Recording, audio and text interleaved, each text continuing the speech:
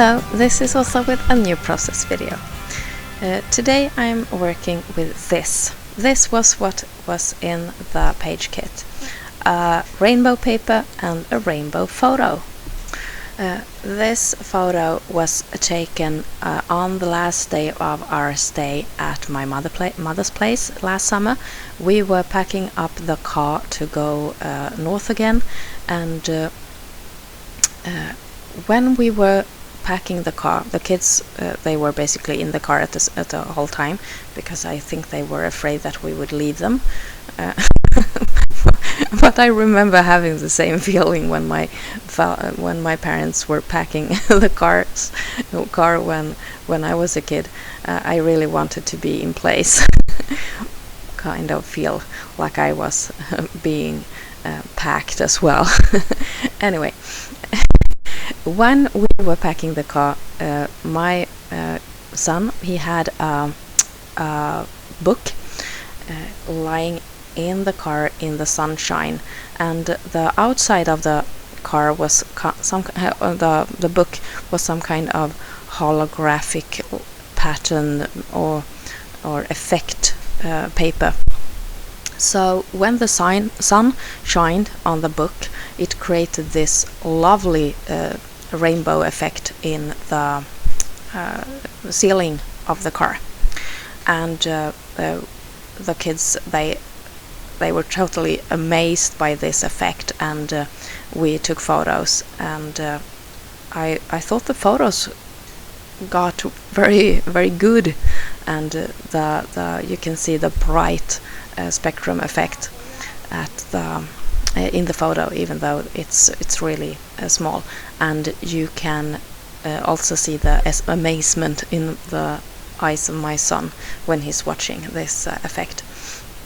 And I think that I have when I made this page kit, or when I decided to combine this photo with this rainbow paper, I obviously went with the rainbow only. It was just what I was thinking about. And now when I wanted to continue this idea, this was made just days after I had gotten my new watercolors. I bought them for my birthday, and it was the perfect purchase, I think. I have had so much fun with these watercolors already, and they will be with me forever from now on. So I'm very happy about them. And I wanted to play with the watercolors, and I also wanted to go with the rainbow. So why not combine the both? So I just placed this rainbow paper to the left of this watercolor paper, and then I took my ruler and I draw a line, all lines from a starting point towards the different sections of the rainbow paper. And then I tried to mix and match the different shades on the pattern paper with the colors that I had in my watercolor palette, and it was very fun to make, and it was very therapeutical and like inspiring for the soul just to play with these lovely colors and create something very colorful, and something that I knew would go very well with this this effect that we had in the ceiling. So this is color play, and I have admired for a long time people that work with rainbow colors in their scrapbooking, but I have in a way avoided it. Because when you go with all the colors, it pretty much gets the same every time. So but at the same time, why not? It's perfect to just be able to use all of the colors, and I love the rainbow effect, and I love all the bright colors. So I can't really explain why I gone this way or chosen to not work with rainbow colors a lot, but this time I just let go of everything, and I played and I mixed, and I ended up with this. So now I'm going to combine this Spektrum with the pattern paper, and then I'll place the photo on top. I have made a background paper which I'll mount everything on, and it's just a white piece of paper, and this is because my watercolor papers, they aren't true 12 by 12s, so I need to add something around it.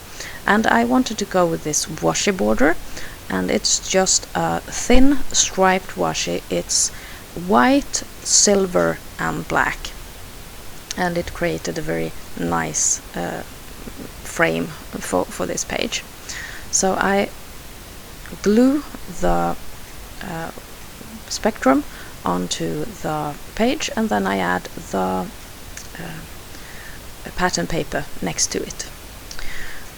When I had gotten this far, I realized that the piece that I had cut off from the watercolor paper was really pretty. And soon you'll see it, because I had saved it, and I kind of loved it. So soon you'll see that. I'm having some trouble piecing everything together and making it at least look straight, but eventually I ended up with something that would go with everything. And as you can see right now, these Spektrum effects work perfectly with the rainbow that you have in the ceiling. Yeah, I think that photo is just amazing. I was probably as amazed as the kids, and that was fun, and I'm happy that the photo became that good as well. I'm mounting the photo onto black cardstock just to make it stand out a bit more. These are really bright colors, and the ceiling there, it had a really like a non-color effect, so I wanted it to stand out a bit more. Now I'm bringing out that piece of leftover watercolor paper, and now I'm grabbing my silhouette scissors, and I'm cutting this like uneven and irregularly colored piece into a border strip, and I thought it was too colorful and too perfect to waste, so I will add this to my paper, and that was something that really made a big change and a big like artistic effect on this page, because up until now it's just a Spektrum.